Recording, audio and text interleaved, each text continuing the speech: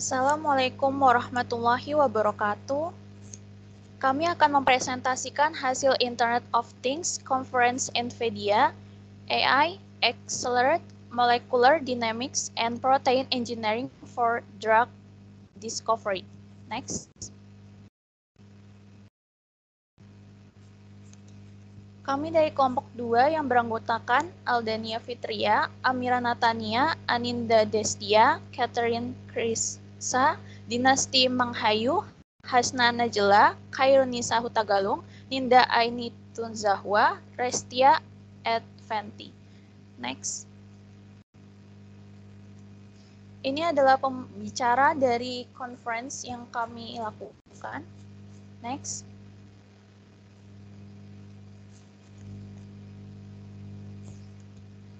Berdasarkan pada banyaknya komputasi berulang untuk meminimalkan landscape kompleks, kita tidak akan mampu melakukan komputasi sebanyak itu.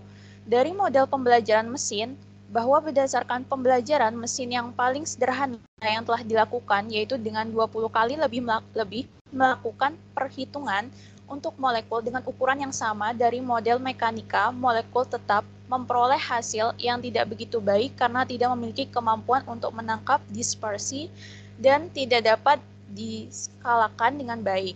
Maka dapat disimpulkan bahwa harus ditingkatkan sekitar 80 kali untuk menghitung model dinamika molekul agar dapat memperoleh hasil yang sesuai. Next. Bagaimana cara menggabungkan AI, ML, DL ke saluran pengiriman? Hal tersebut dapat dilakukan dengan menggunakan model berbasis fisika dan memanfaatkan pemahaman tentang fisika molekuler sehingga dapat memungkinkan penemuan sebuah obat. Sebelumnya telah dilakukan percobaan dengan mengambil model milik orang lain yang telah dilatih pada kumpulan data yang lebih kecil, tetapi menghasilkan hasil yang kurang baik. Maka hal yang perlu dilakukan tentunya adalah menjalankan sejumlah besar data bersamaan dengan menjalankan jutaan perhitungan, kimia mekanik kuantum, dan menggunakannya untuk melatih pembelajaran mesin model AI. Lalu, model tersebut akan terus dilatih dengan kumpulan data yang lebih besar. Awalnya terdapat pemikiran bahwa membuat poin tentang potensi pembelajaran mesin dari model mekanika kuantum tidak akan memberikan hasil yang sesuai dengan jumlah komputasinya dan tidak memberikan sebuah akurasi. Tetapi berdasarkan pernyataan sebelumnya yang menekankan dari sudut pandang yang berbeda, bahwa model dapat dilatih agar dapat bekerja dengan baik. Next.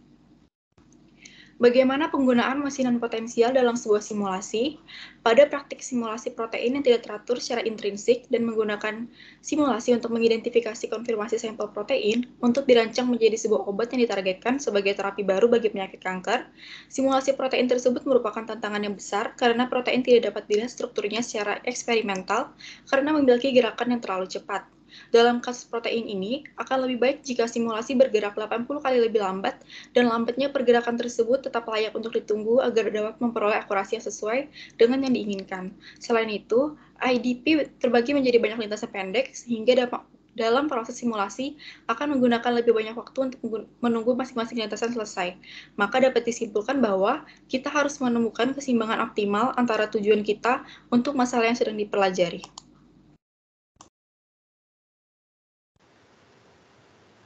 Saat ini AI telah digunakan di sepanjang dinding. Proses penemuan yang dimaksud adalah dari ID target hingga uji coba klinis dengan menggunakan pendekatan klasik atau menerapkan logam baru dengan benar.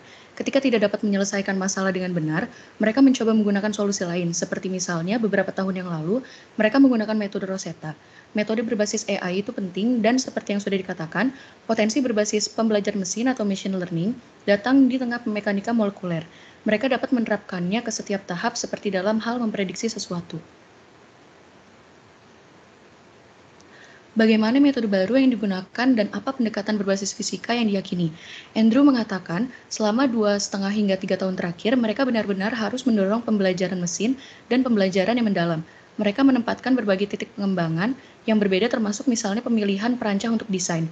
Jadi kemampuan hal-hal seperti folder Outlook yang akan memprediksi urutan terstruktur telah benar-benar memperbesar perancang awal potensi potensial mereka.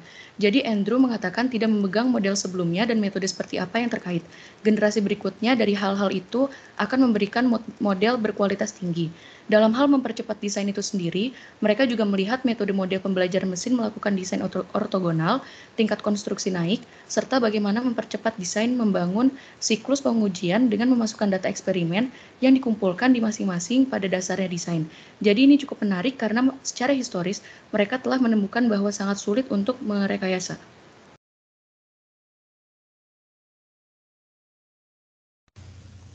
Bagaimana rekayasa protein dapat berkembang dan bagaimana sisi buruk dari rekayasa protein terhadap alam, perusahaan rekayasa protein didasarkan pada pembelajaran mendalam dan membutuhkan banyak protein baru untuk terlibat. Data perusahaan dapat diperoleh dari wawancara berkelanjutan yang kemudian dilanjutkan dengan proses desain dan pengujian dari desain tersebut. Perusahaan juga perlu untuk memiliki sintesis hidrogen. Anda tahu jika dari 200 protein residu terdapat 10 hingga 260 kemungkinan urutan yang berbeda yang jenisnya jauh lebih besar dari jumlah proton yang dapat diamati di alam semesta. Kami melatih model-model rekayasa protein pada awalnya sebagai ensemble urutan alamiah sehingga tidak terlalu mengganggu keseimbangan alam. Anda mungkin ingin protease Anda beroperasi pada suhu tinggi atau tekanan tinggi atau lingkungan tertentu dan alam tidak peduli tentang hal tersebut. Lalu bagaimana AI memiliki peran untuk dimainkan? Anda tidak dapat membatalkan desain generatif molekul normal dengan sangat efisien, dan hambatannya bukanlah pada perdebatan kualitas model AI yang digunakan, yang tidak ada masalah dengan rancangan hal-hal baru. Hambatan sebenarnya adalah sejauh mana Anda dapat mengotomatisasi dan membuat hal-hal baru menjadi throughput yang tinggi sehingga Anda bisa mendapatkan manfaat yang maksimal. Anda dapat mengurutkan desain hingga jutaan urutan variatif untuk menarik perhatian pasar. Kemudian kami memiliki robot yang berdiri secara otomatis sehingga akan terjadi otomatisasi untuk aset yang tidak selalu memungkinkan karena tergantung pada keadaan. Jadi saya pikir ini adalah arah yang sangat menarik untuk penemuan sebuah obat.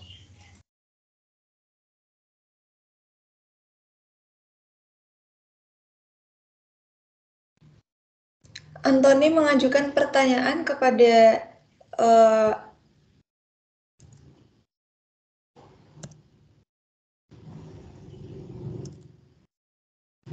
Selanjutnya, Anthony mengajukan pertanyaan kepada Andrew. Adakah tantangan yang didapatkan selama memanfaatkan alat AI untuk merancang protein yang sesuai dengan perancang yang sesuai? Kemudian Andrew menjawab, tantangan tersebut ada sejalan dengan kemampuannya. Seberapa jauh alat AI ini dapat memengaruhi metodologi dan desain. Andrew memberikan contoh seperti saat melatih model rancangan greenhouse yang dapat meningkatkan stabilitas siklus, sehingga ia berpikir bahwa metode AI ini mampu untuk meningkatkan karakteristik umum protein dalam sel inang tertentu. Selain karakteristik protein itu sendiri, ekspresi aktual dan kegunaannya pun harus sesuai sehingga dapat masuk ke dalam algoritma desain. Kemudian, Anthony mengajukan pertanyaan kembali kepada Virginia, bagaimana cara ia memfokuskan dirinya dalam memilih metode mana yang sesuai dengan metodologi yang sedang ia kembangkan dalam penelitiannya, di mana metode baru selalu saja keluar. Kemudian, Virginia menjawab bahwa ia dapat memfokuskan dirinya dengan menggunakan bantuan Kanban board untuk menentukan ide mana yang pantas untuk mereka coba dengan menggunakan pertanyaan seperti apa yang sedang kita kerjakan, apa yang harus kita kerjakan. Mereka melakukan benchmark secara rutin untuk melihat di mana letak masalahnya. Contohnya saat mereka mendapatkan sejumlah sistem berbeda dalam uji medan gaya mereka. Selanjutnya adalah upaya yang dapat dilakukan untuk tetap fokus pada sebuah penelitian. Yang pertama adalah dengan mengembangkan ide penelitian atau biasa disebut dengan siklus desain. Yang kedua adalah pengujian rutin metode dengan tolak ukur.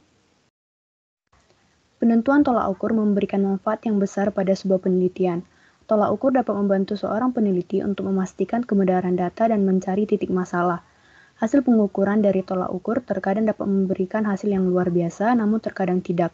Hal ini dapat digunakan sebagai bahan evaluasi sebuah metode penelitian. Yang ketiga adalah banyak membaca literatur. Dan yang terakhir adalah konsisten dan fokus mencari solusi. Tidak fokus kepada masalah, namun pada solusi yang dapat mengembangkan penelitian kita.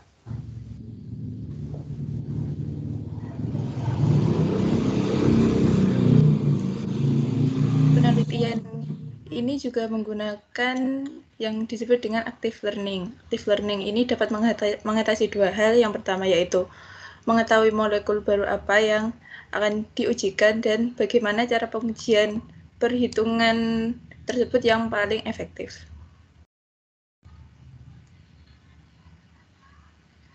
Bisa di next. Dari active learning tadi ada dua orang yang berpendapat. Yang pertama yaitu Mark Morris yang menyatakan bahwa molekul generatif untuk molekul realistis adalah titik awal penemuan obat yang baik yang memiliki potensi yang luar biasa karena hal itu akan menghubungkan ruang-ruang kimia dengan baik. Sedangkan Huafeng berpendapat bahwa molekul generatif akan menjadi pilihan cukup baik untuk perusahaannya yaitu Roivant Discovery karena perusahaan tersebut memiliki sejumlah besar set pelatihan berkualitas tinggi dan perusahaan tersebut sudah mengetahui molekul apa yang telah dibuat dari model generatif tersebut. Selanjutnya adalah pengaruh AI dalam startup penemuan obat.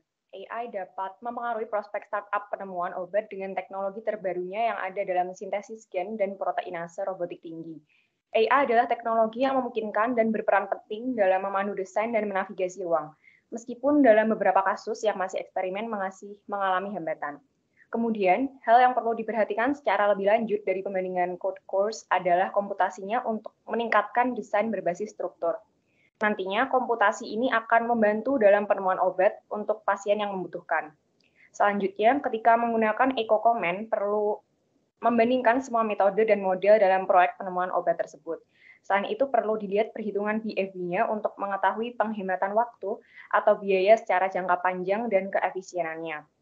Kemudian, bagaimana AI berdampak langsung pada kelangsungan hidup lebih banyak perusahaan dan mendemokratisasi semangat kewirausahaan pada penemuan obat. Pada konferensi ini dijelaskan bahwa New Equilibrium adalah salah satu perusahaan penemuan obat di mana AI menjadi bagian penting dari platform tersebut.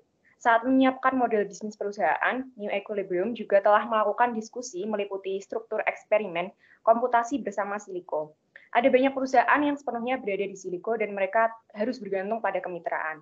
Oleh karena itu dapat dikatakan bahwa AI dapat berdampak langsung pada kelangsungan hidup lebih banyak perusahaan dan mendemokratisasi semacam semangat kewirausahaan pada penemuan obat. Bisa di next.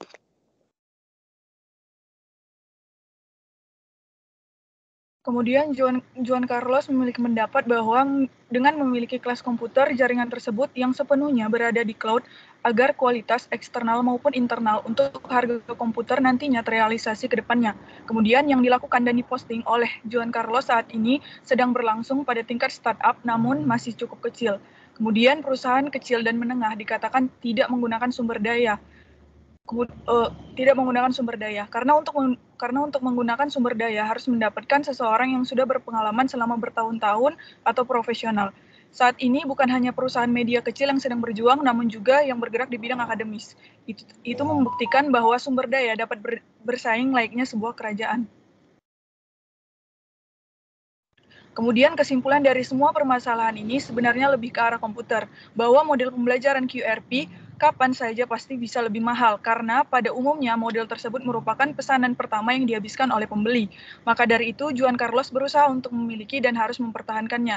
Meskipun di balik itu, model tersebut bisa dibilang tidak cukup bagus karena dapat meledakkan memori dan mengisi penuh semua tempat di disk.